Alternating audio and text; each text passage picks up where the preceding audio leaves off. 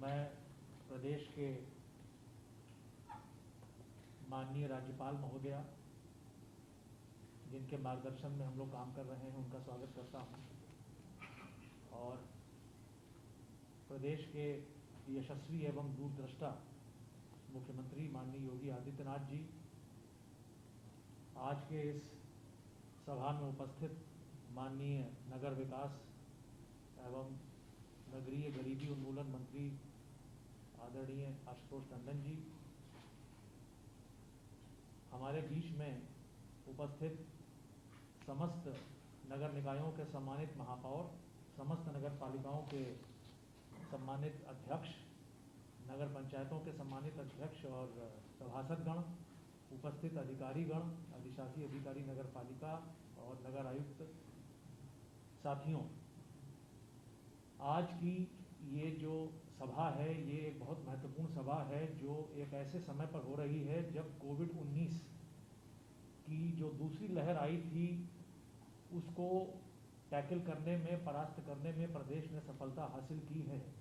और वहीं दूसरी ओर मानसून दस्तक दे रहा है और संक्रामक रोग भी आगे आने की आशंका है। ऐसे समय में समस्त नगर निकायों के द्वारा एक बहुत टीम के रूप में आगे कार्य किया जाना है और आज उसी सिलसिले में चर्चा के लिए ये सभा आयोजित की गई है, जिसमें माननीय मुख्यमंत्री जी के द्वारा कुछ लोगों से संवाद भी किया जाएगा और फिर माननीय राज्यपाल महोदया का हमें आशीर्वाद भी मिलेगा। इन्हीं शब्दों के साथ मैं जो आगे हमारे अहम मुद्दे हैं, सैनिटाइजेशन है, सॉलिड वेस्ट मैनेजमेंट है, सफाई है और नालों को साफ करना है, पेयजल की व्यवस्था है और भी जो एक माननीय मुख्यमंत्री जी ने पहल की है कि प्रत्येक अध्यक्ष, प्रत्येक मेयर, प्रत्येक सभासद के द्वारा एक हेल्थ सेंटर को गोद लिया जाए। इस महत्वपूर्ण पहल पर भी चर्चा करेंगे। इन्हीं शब्दों के साथ मैं आगे नगर विकास विभाग के माननीय मंत्री आदरणीय आशुतोष टंडन जी से निवेदन करूंगा कि वो स्वागत उद्बोधन करें। धन्यवाद रजनीश जी। आज की इस वर्चुअल सभा में मैं प्रदेश की महामहिम राज्यपाल महोदया का अभिनंदन करता हूं, स्वागत करता हूं। प्रदेश के यशस्वी मुख्यमंत्री जी का अभिनंदन और स्वागत करता हूं। साथ ही इस वर्चुअल सभा में जुड़े हुए सभी हमारे सम्मानित महापौर, नगर पालिकाओं और नगर पंचायतों के सम्मानित अध्यक्षगण, हमारे सभी पार्षद और सभासदगण, उन सबका भी स्वागत करता हूं। मित्रों, बहुत विषम परिस्थितियों में हम इस वक्त इस सभा में हैं। वैश्विक आपदा कोरोना काफ़ी दिनों से, लगभग 1 साल से अधिक समय से उसका प्रकोप जारी है, लेकिन माननीय मुख्यमंत्री जी के निर्देशों के अनुसार नगर विकास विभाग ने, सभी हमारे नगर निगमों ने, सभी नगर पालिकाओं ने, सभी नगर पंचायतों ने जो उनसे अपेक्षा थी उन कार्यों को बहुत ही परिश्रम के साथ अंजाम दिया। जो इस आपदा का जो पहला चरण था, जो फर्स्ट वेव जिसको कहते हैं, उस समय हमारे सामने चुनौतियां दूसरी थी। उस समय हमको तत्काल कम्युनिटी किचन के माध्यम से भोजन व्यवस्था, वितरण व्यवस्था करने की व्यवस्था करनी पड़ी और राशन वितरण की व्यवस्था भी नगर विकास, नगर स्थानीय निकायों ने की, वगैरह वगैरह। इस बार जो चुनौती है उसमें सैनिटाइजेशन, पूरे प्रदेश में स्थानीय निकायों ने बड़ा व्यापक सैनिटाइजेशन किया है, बहुत नियोजित ढंग से माननीय मुख्यमंत्री जी के निर्देशों के अनुसार किया है। उसके साथ साथ सभी स्थानीय निकायों में कोविड हेल्प डेस्क की व्यवस्था की गई और उसके साथ साथ जो कंटेनमेंट जोन है उनमें जो विशेष रूप से वहाँ के जो कूड़ा कलेक्शन और उसको कोविड प्रोटोकॉल के अनुसार उसका निस्तारण करना, वगैरह वगैरह। और उसके साथ ही साथ जो अंत्येष्टि स्थल हैं वहाँ पे सारी व्यवस्थाएं सुदृढ़ की गई और माननीय मुख्यमंत्री जी के निर्देशों के अनुसार सभी वार्डों में निगरानी समितियां गठित की गई। निगरानी समितियां अपना कार्य पूरे तत्परता से कर रही हैं और आज इस बैठक में, इस वर्चुअल बैठक में हमें माननीय मुख्यमंत्री जी का जो मार्गदर्शन मिलेगा उसको हम और परिश्रम के साथ प्रदेश में उसको अंजाम देने का प्रयास करेंगे और महामहिम राज्यपाल जी का आशीर्वचन भी हमें मिलेगा।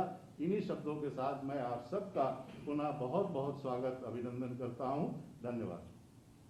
धन्यवाद माननीय मंत्री जी। अब मैं माननीय राज्यपाल महोदय और माननीय मुख्यमंत्री महोदय की अनुमति से संवाद के कार्यक्रम को आगे बढ़ाकर इस श्रृंखला में सबसे पहले डॉक्टर उमेश गौतम, माननीय महापौर बरेली, जो अखिल भारतीय महापौर परिषद के अध्यक्ष भी हैं, आपसे निवेदन करूंगा कि आप लाइन पर आने का कष्ट करें। डॉक्टर उमेश गौतम जी। ना उमेश जी, क्या हाल है? आप क्या कर रहे हैं आप लोग नगर निगम बरेली में? यहाँ इस सभा में उपस्थित माननीय राज्यपाल जी, हमारे प्रदेश के यशस्वी, तेजस्वी और ओजस्वी माननीय मुख्यमंत्री जी और माननीय मंत्री नगर विकास जी, मैं माननीय मुख्यमंत्री जी आपको अवगत कराना चाहता हूँ कि सैनिटाइजेशन और सफाई व्यवस्था, इसके ऊपर हमारा बहुत ज्यादा ध्यान इसमें रहा है। खासतौर से समय में आपके निर्देशों के अनुसार हमने समय समय पर सैनिटाइजेशन कराया है। हमारे 80 कुल वार्ड हैं, इसमें हमारी 106 गाड़ियां लगी हुई हैं जो डेली हर वार्ड को सैनिटाइज करती हैं। हमारे पास 556 टोटल कंटेनमेंट जोन थे जो मैक्सिमम रहे, और अभी कंटेनमेंट जोन की स्थिति 36 है।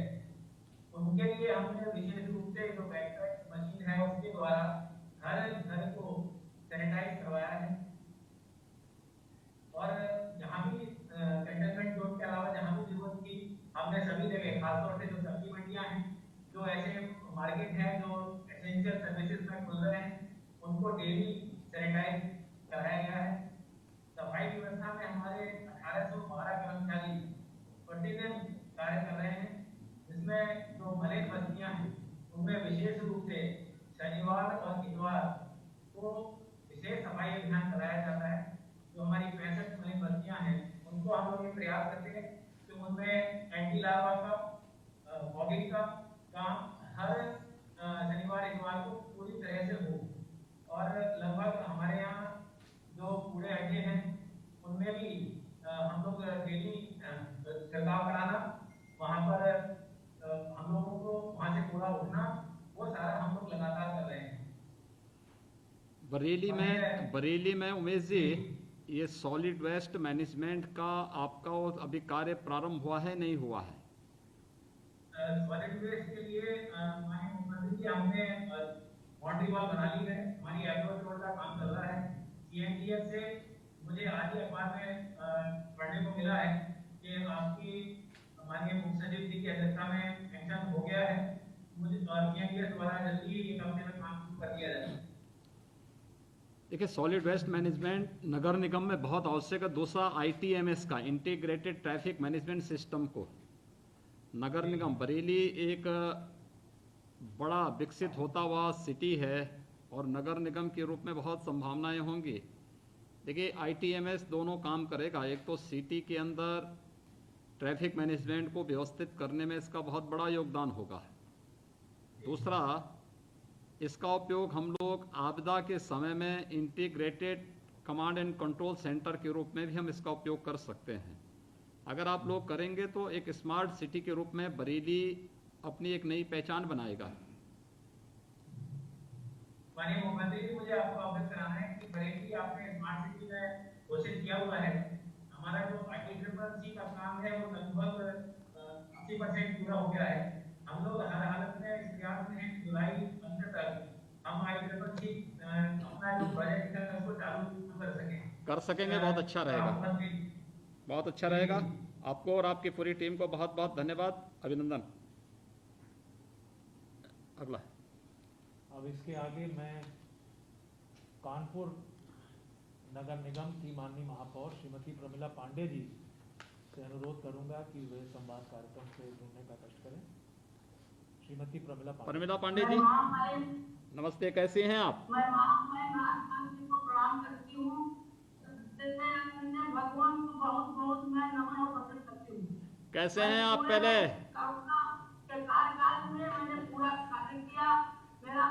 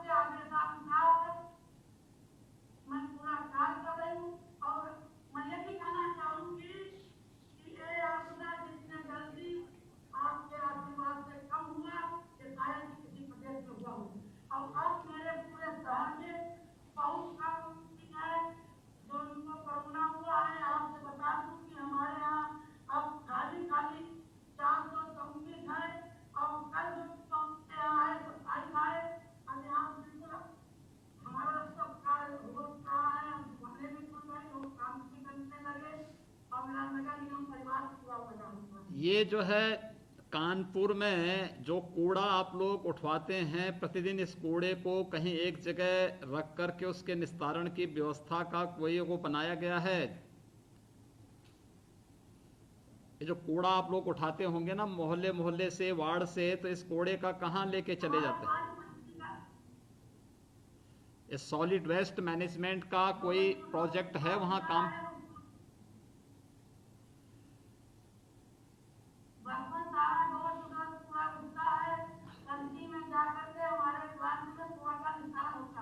नहीं, ऐसा तो नहीं कि आप लोग उसको नदी में फेंक देते हैं?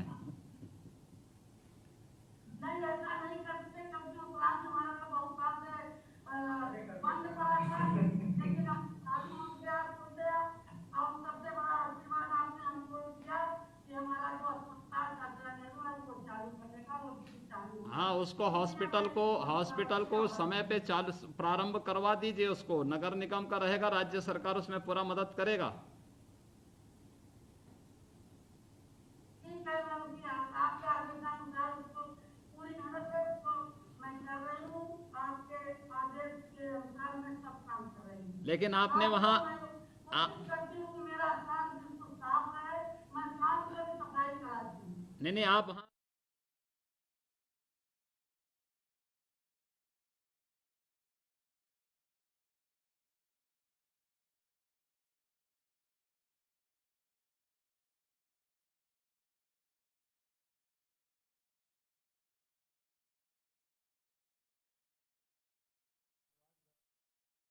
पांडे जी और जो निर्देश मिले हैं उनका अनुपालन नेक्स्ट किया जाएगा। आगे श्री मनोज जायसवाल जी को मैं अनुरोध करूंगा माइक पर आने के लिए।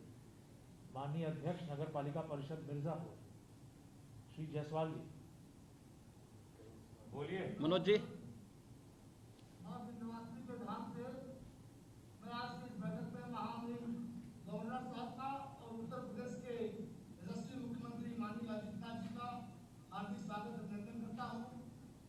तब से कोरोना काल का एक कालखंड चल रहा है, लगातार नगर पालिका परिषद मिर्जापुर 3 टर्म सुबह, दोपहर और शाम रात में सैनिटाइजेशन का काम हम करा रहे हैं। हमारे शहर में 135 बड़े नाले हैं।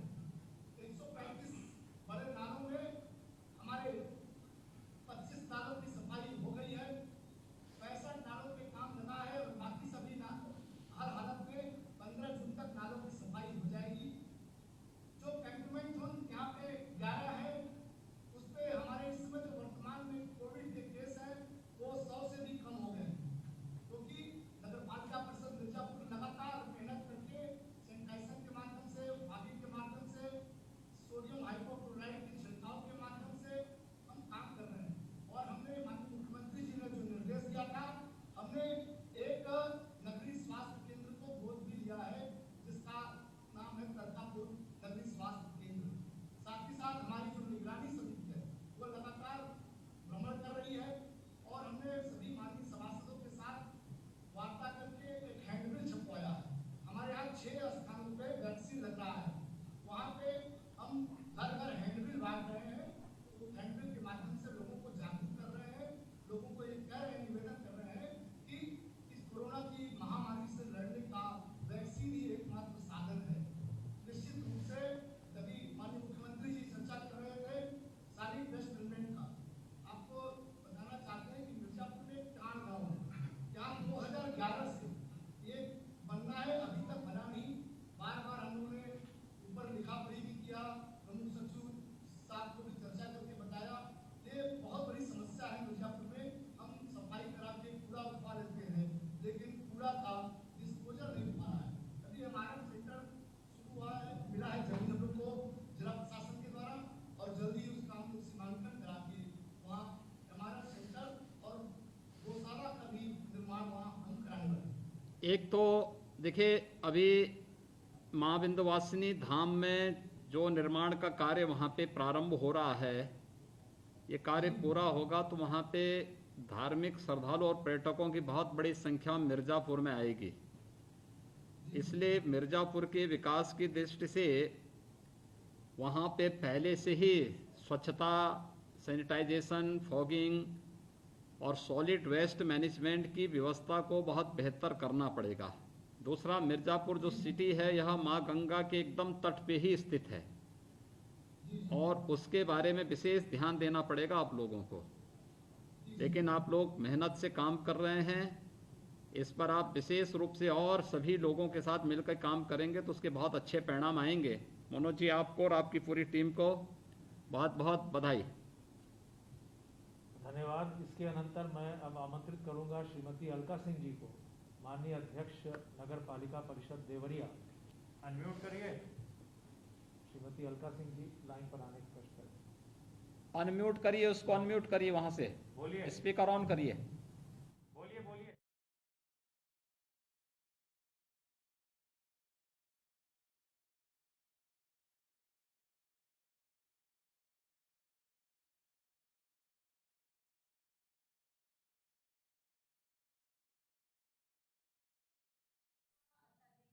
रहते हैं और 25 निगरानी समितियां हैं जो कि समय समय पर जितने भी कोरोना के जो संक्रमित और असंक्रमित लोग हैं, संक्रमित लोगों को पूरे फुल किट दवाइयों अवेलेबल किया जाता है और जो असंक्रमित हैं उनको जो आइवैक्सीन दवाई भी दिया जाता है जिससे कि वो सेफ रहें। इसके अलावा साफ सफाई के लिए वर्षा काल को देखते हुए, जल भराव को देखते हुए नगर पालिका के संसाधन के द्वारा सारे मझौले नाले और बड़े नाले और उनसे जुड़े सारे छोटे नालों की सफाई हो गई है। 31 मई तक हमारी पूरी सफाई पूर्ण हो चुकी है, पर अभी भी मुख्य नाले जो कि सारे नालों के कनेक्टेड नाले हैं उनकी सफाई दोबारा पुनः चालू कर दी गई है।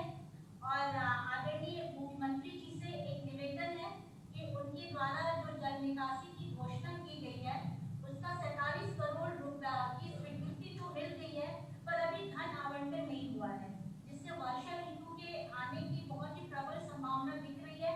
अभी जो इतने तूफान आए थे जिसको अभी हमारे देवरिया नगर पालिका ने बहुत ही अच्छे से पूरी टीम के साथ, जहां जल निकास की समस्या थी वहां पे पूरी टीम गठित करके तत्काल पानी का निस्तारण किया गया है। पर आने वाले समय में आपका आशीर्वाद मिले जल निकासी के लिए और बाकी कोविड कूड़ा निस्तारण के लिए अलका जी क्या व्यवस्था बनाई है देवरिया जनपद ने, देवरिया नगर पालिका परिषद ने? नालों की सफाई हम कर रहे हैं और जो हमारा जो कतरारी जो जो प्रतिदिन कूड़ा मोहल्लों से, वार्डों से निकलता होगा, इस कूड़े का निस्तारण कैसे करते हैं? उस कूड़े का निस्तारण अभी हमारा सॉलिड वेस्ट मैनेजमेंट के लिए जमीन उपलब्ध नहीं था, पर अब हम लोगों ने ले लिया है और बाउंड्री वॉल भी उसकी हो गई है। हाँ, तो इस कार्यक्रम को अब आगे बढ़ाना चाहिए। एक सॉलिड वेस्ट मैनेजमेंट को बस्ती से दूर, गांव से दूर किसी एक ऐसे स्थान पर रखना चाहिए जहां पे लोगों का विरोध भी न हो और फिर समय पे इस कार्रवाई को आगे बढ़ा देना चाहिए। एक दूसरा, देवरिया नगर पालिका परिषद से सटे हुए आसपास काफी घनी बस्ती गांवों की है, वहां पर गाय और तमाम अन्य इस प्रकार के जो हैं निराश्रित गोवंश भी रहते हैं, इनके लिए भी क्या कोई व्यवस्था नगर पालिका परिषद ने तैयार किया? गौशाला है जहाँ पशु आवारा पशुओं को पकड़ के वहाँ रखा जाता है और बहुत उसकी पूरी देखरेख साफ सफाई भी हम लोगों की निगरानी में की जाती समय समय पर। साफ सफाई की व्यवस्था, हाँ, उसकी व्यवस्था जरूर रखेंगे, अच्छी व्यवस्था वहाँ रखेंगे। चलिए, बहुत अच्छा काम कर रहे हैं, धन्यवाद आप लोगों को। धन्यवाद। बदायूं में कुछ कनेक्टिविटी का इशू आ गया है, तो अब मैं इसके आगे आमंत्रित करूंगा नगर पंचायत बड़ा गांव झांसी के माननीय अध्यक्ष श्री दयाराम कुशवाहा जी को। आदरणीय श्री कुशवाहा जी कृपया लाइन पर आए। आदरणीय राज्यपाल महोदय, माननीय मुख्यमंत्री जी, बड़ा गांव नगर पंचायत की जनसंख्या 10,500, जिसमें 10 वार्ड है। 10 वार्डों में 10 निगरानी समिति बनी है और स्वच्छता नगर में सभी 10 वार्डों में सुबह शाम सफाई की जाती है। प्रतिदिन रोस्टर के अनुसार जो है प्रतिदिन सफाई होती है। अच्छा, पूरे कर्मचारी सफाई व्यवस्था में लगे हैं, इधर कोई भी वो कोरोना पॉजिटिव व्यक्ति नहीं आया है। केवल 25 आए थे, 25 वो ठीक होकर चले गए, लेकिन बस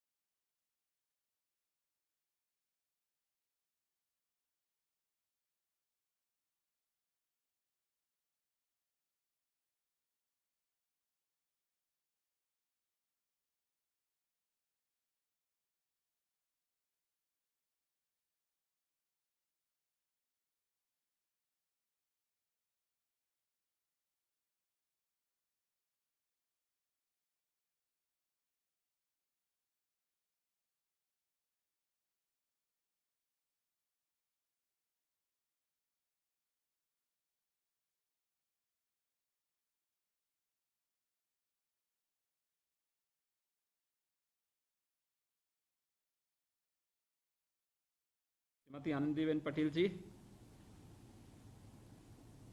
प्रदेश के नगर विकास मंत्री श्री आशुतोष टंडन जी,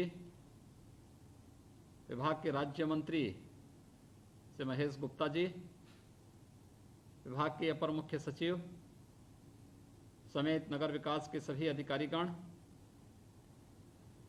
आज के इस संवाद कार्यक्रम में प्रदेश के सभी महापौर, चेयरमैन और पार्षदगण, उपस्थित सभी भाइयों बहनों, कोरोना महामारी के इस दूसरी लहर में जिस प्रतिबद्धता के साथ आप सब ने देश की इस लड़ाई को मजबूती से लड़ने में अपना योगदान दिया है, मैं सबसे पहले आप सबका हृदय से अभिनंदन करते हुए आप सभी महापौर, चेयरमैन और आपके साथ जुड़े हुए सभी अधिकारियों को भी हृदय से धन्यवाद देता हूं। आज हम सबका सौभाग्य है कि नगर निकाय से जुड़े हुए सभी 17 नगर निगम समेत 700 नगर निकायों के चेयरमैन और 12,000 से अधिक वार्डों के पार्षदों को आदरणीय राज्यपाल महोदय का भी आशीर्वाद प्राप्त होगा। प्रदेश ने कोरोना के खिलाफ इस लड़ाई को आदरणीय प्रधानमंत्री जी के मार्गदर्शन में पूरी मजबूती के साथ लड़ा और परिणाम भी हमारे सामने है। जो लोग उत्तर प्रदेश के बारे में आशंका व्यक्त करते थे कि उत्तर प्रदेश सबसे बड़ा हॉटस्पॉट होगा, सर्वाधिक केस होंगे, सबसे ज्यादा लोगों की मौत होगी, वह उत्तर प्रदेश सफलतापूर्वक अपने आप को बचाने में सफल रहा। आज प्रदेश के अंदर मात्र 1200 पॉजिटिव केस आए हैं और प्रदेश के अंदर एक्टिव केस की संख्या मात्र 25,500 रह गई है। इसके बारे में दुनिया के विशेषज्ञों का मानना था कि ये केस जो आज हमारे पास केवल 1200 आए हैं, इनके बारे में लोगों का कहना था ये प्रतिदिन 1 लाख से ज्यादा आएंगे। 25,000 से कम एक्टिव केस, इसके बारे में आशंका थी कि मई के अंत में इनकी संख्या 30 लाख से ज्यादा होगी। लेकिन आप सबके सहयोग से एक सामूहिक प्रयास प्रदेश के अंदर हुआ, उसका एक बेहतर परिणाम हमारे सामने है। और इसलिए मैं आप सबका इस सामूहिक प्रयास में टीम भावना के साथ काम करने के लिए हृदय से अभिनंदन करता हूं। ये महामारी है, हमें इसको कम करके आंकने की भूल नहीं करनी होगी। ये सामान्य फ्लू भी नहीं है, और इसलिए महामारी किस स्तर पर और कैसे फिर से चपेटे में एक बड़ी आबादी को ले सकती है, थोड़ी भी लापरवाही इस महामारी की चपेट में एक बड़ी आबादी को ला सकती है। इसलिए अत्यंत सतर्कता के साथ हम सबको कार्य करना होगा। और इसमें आज जो नगर निकाय से जुड़े हुए आप सभी प्रतिनिधियों के साथ जो संवाद का कार्यक्रम बन रहा है, इसके पीछे का उद्देश्य भी है, हम समय समय पर इसके बारे में शासन स्तर पर आवश्यक सुझाव और निर्देश भी जारी करते थे। लेकिन अब जो थर्ड वेव की आशंका व्यक्त की जा रही है, यह थर्ड वेव की आशंका ऐसे समय में व्यक्त की जा रही है जब बरसात का समय होगा, और बरसात के समय में कोरोना के साथ साथ अगर जो तमाम प्रकार की बरसात में होने वाली संक्रामक बीमारियां और विषाणु जनित और जल जनित बीमारियां एक साथ होने लग जाएंगी तो स्थिति अत्यंत भयावह हो सकती है। इसलिए अभी से बिना डरे बिना झुके हमें इस महामारी के साथ साथ बरसात के कारण होने वाली किसी भी अन्य संक्रामक बीमारी की रोकथाम करने के लिए अभी से कदम उठाने पड़ेंगे। और इसके लिए जो सबसे पहला मंत्र है, जिस पर हम पहले दिन से कह रहे हैं, स्वच्छता, सैनिटाइजेशन और फॉगिंग। हर नगर निकाय में पहले प्रतिदिन 2 बार कम से कम स्वच्छता का कार्यक्रम चले। स्वच्छता का कार्यक्रम, और स्वच्छता का कार्यक्रम चलने के साथ साथ अच्छा होगा कि हम मोहल्ला समितियां बनाए, लोगों को भी प्रेरित करें, खासतौर पर इस बात को लेकर के कि वे अपने घर के कूड़े को घर के बाहर नाली में न डालें।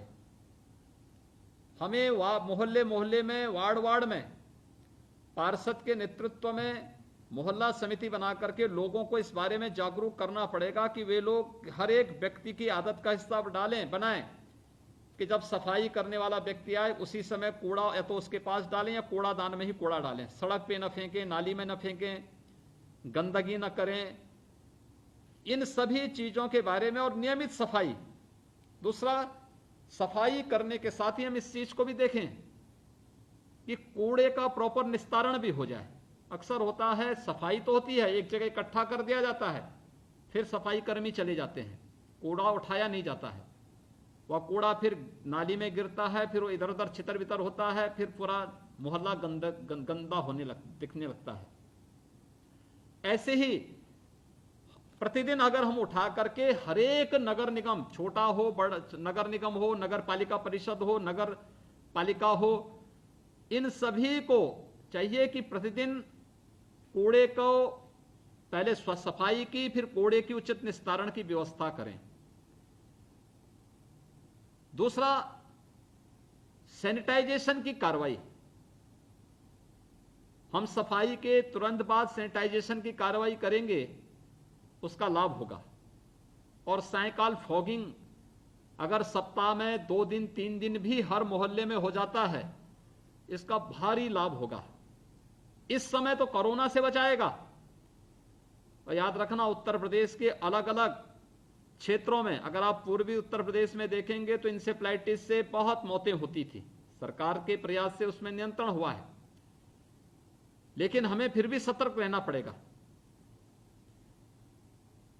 अगर हम मध्य के क्षेत्र में बरेली और उसके आसपास के क्षेत्र को देखेंगे तो वहां पे मलेरिया के मामले आज भी देखने को मिलते हैं। हम पश्चिम में जाएंगे तो पश्चिम में चिकनगुनिया के मामले देखने को मिलते हैं। पूरब के काश वाराणसी और उसके आस मिर्जापुर आदि क्षेत्रों में देखेंगे तो वहां कालाजार के मामले देखने को मिलते हैं।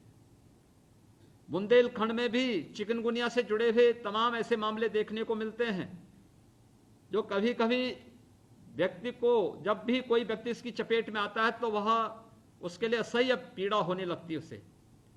इसलिए सावधानी पूर्वक हम इन बीमारियों को आने से रोक सकते हैं, और इसलिए स्वच्छता, सैनिटाइजेशन और फॉगिंग पर विशेष ध्यान देना। जल जमाव बरसात में न हो, इसी अभी से नाला है, नाली है, इन्हें डिसिल्टिंग करना, जितना भी सिल्ट निकले उसको तत्काल वहां से हटा करके प्रॉपर निस्तारण उसकी करवा देना। अक्सर होता नाली की सफाई तो होती है, लेकिन जो सिल्ट होता है साइड में रख दिया जाता है, बाद में वह फिर उसी नाली में नाले में गिर जाता है, तो सफाई का कोई मतलब नहीं होता।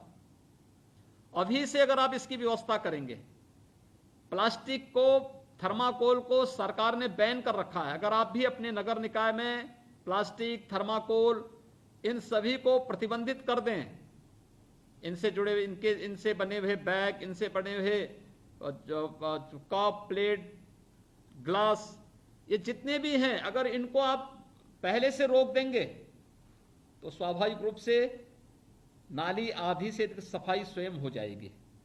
तो ये सफाई, स्वच्छता पर अगर हम ध्यान दे देंगे तो एक सबसे बड़ा कार्य तो ये आपका सबसे पहला काम हो सकता है। कोरोना से भी बचाव होगा, आपका नगर सफाई भी दिखाई देगा, और बरसात में आसन्न उन तमाम चुनौतियों को, जो इंसेफ्लाइटिस को लेकर, मलेरिया, कालाजार, चिकनगुनिया, अन्य तमाम प्रकार की विषाणु जनित या जल जनित बीमारियां, डायरिया आदि के कारण भी जो तमाम प्रकार के लोग चपेट में आते हैं, उससे मौतें होती, इनको रोकने में नगर निकाय बहुत बड़ी भूमिका का निर्वहन कर पाएंगे। दूसरा, हमें ये देखना होगा कि हम लोगों ने हर एक जनपद में, हर नगर निकाय में भी, ग्रामीण क्षेत्र में भी और शहरी क्षेत्र में भी, वार्ड स्तर पर, नगर पालिका परिषद स्तर पर, नगर निगम के स्तर पर निगरानी समितियों के गठन की कार्रवाई की थी। जहां पे निगरानी समितियां काम कर रही थी, बहुत अच्छा काम उन्होंने किया है। कुछ छोटी छोटी चीजें होती हैं जिस पर हमें ध्यान देने की आवश्यकता है। जैसे बीच में आपने देखा होगा, तमाम लोग, अगर उनके परिवार का कोई सदस्य की दुखद मौत हो गई तो उनका अंतिम संस्कार करने की बजाय बॉडी को, मृत शरीर को नदी में प्रवाहित कर देते थे। ये अच्छी स्थिति नहीं है। कभी किसी ने परंपरा के रूप में अपनाया होगा, उसके कुछ नियम रहे होंगे, लेकिन आज इतनी भारी आबादी हो चुकी है, हम लोग उन लोगों को समझाएं ऐसा न करें। दूसरा, अगर कोई ऐसा परिवार है जिसके पास पैसा नहीं है, गरीबी के कारण या अन्य कारणों से नहीं कर पा रहा है, तो मोहल्ले की समिति जो पार्षद की अध्यक्षता में है, वह इस बात को सुनिश्चित करें कि नगर निकाय उस